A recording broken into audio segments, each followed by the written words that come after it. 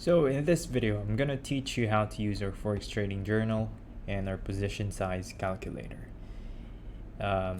So obviously, you have to record all your transactions, all your trades here in the trading journal, and this will help you understand what you need to do.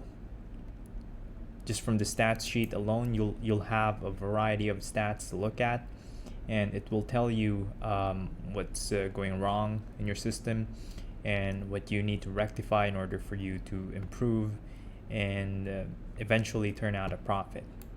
Okay, so I just emptied out the columns and all the cells here. So if I switch to the stats sheet, you're gonna see a blank chart, blank charts, blank stats, all are zeros. Okay, but I'm gonna show you what it looks like before I did that. Okay, now when you go to the stats sheet, it's filled with all the stats that you need to know, all the stats that are going to be helpful for you. Like for instance, one of the stats that I look at is this predicted compounded balance after 100 trades. So what you want is for this figure to be higher than your current balance, right?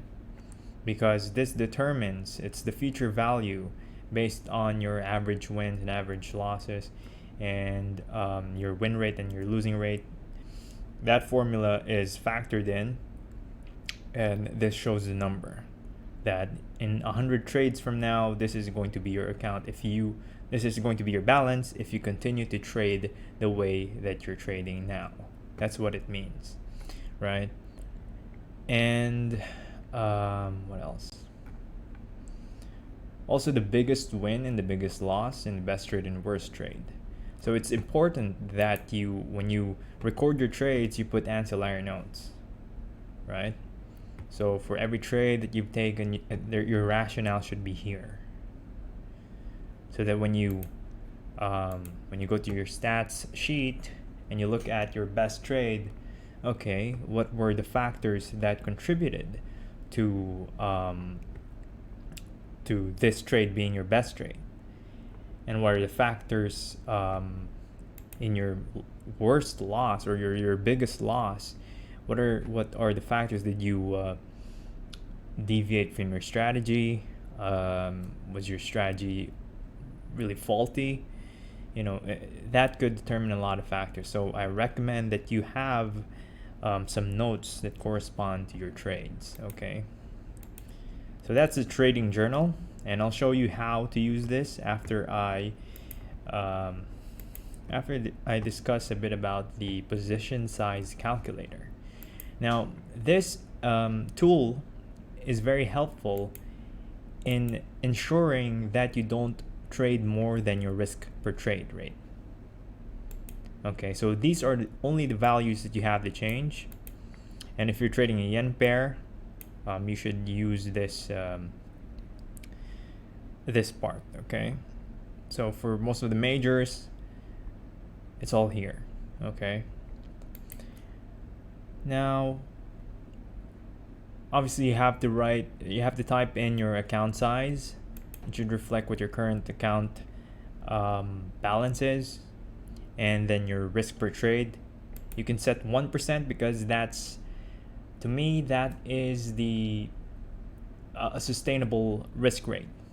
And anything that goes beyond 3% is a bit hard to to recover once you get a string of losses.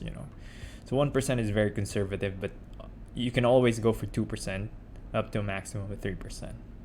Okay, now let's do an example. Let's go over our Forex Tester 4 app. Now this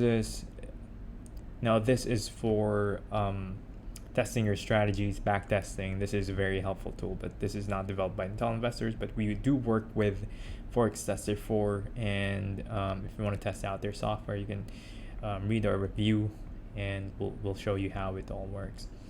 So I have here a chart of the euro dollar, and it's currently trading, well, actually it's paused for the moment because we're just going to use this as an example, is 1.2446.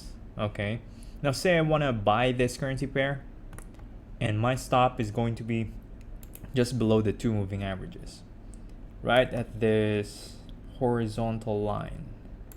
All right, so what I want to do is to first get the amount of pips from the current trading price all the way to my stop loss.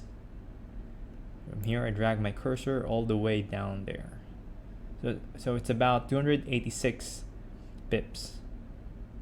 Okay, so 286 pips. I go back to the position size calculator. I enter it here. Now remember, the account size should reflect your current balance, 7,776. Okay, we got that in. So if you want a 2% risk, if you want to opt in for that, go ahead. But for me, 1% is pretty comfortable. So in this case, you see the lot size that I need for this trade is 2,000 units. So I can round this off to probably 3 micro lots or 3,000 units. So I can use that for my trade. Then I place a trade here. I wait for the result to happen. Now, once I close the trade, depending if it doesn't matter if you win or you lose, you have to record your trade. That's the rule. So let's say I lost a trade. I go to the trading journal. Remember, I have to delete everything. I need to start with a blank slate. Okay, I record the date and the time, the strategy. If you're testing a strategy, if you have a journal that's strategy specific, you can always do that. But in this case, I'm just gonna leave it blank.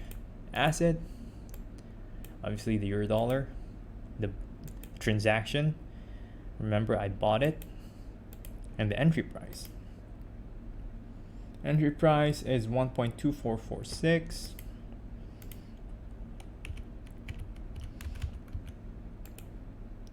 Now the exit is 1.2165.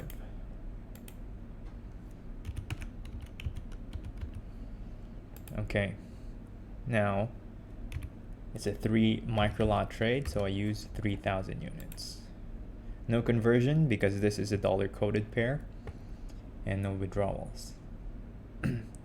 And see, it's 8.43%, but that's because I haven't changed the starting account balance. So it should reflect your account balance as well, 7,776. And there you go. See? The change, I lost $84 on that trade, and the percentage of that in my account balance is only 1%. So it kind of calculates your risk beforehand, and it ensures that you don't go beyond that. You don't lose more than that. So that's the purpose of using the position size calculator first, and then record all your trades here. And then you can review your performance on the stats tab, look at the comments, and all the other helpful stats over here. So there you go. That's how to use our trading journal and our position size calculator. Thank you for watching.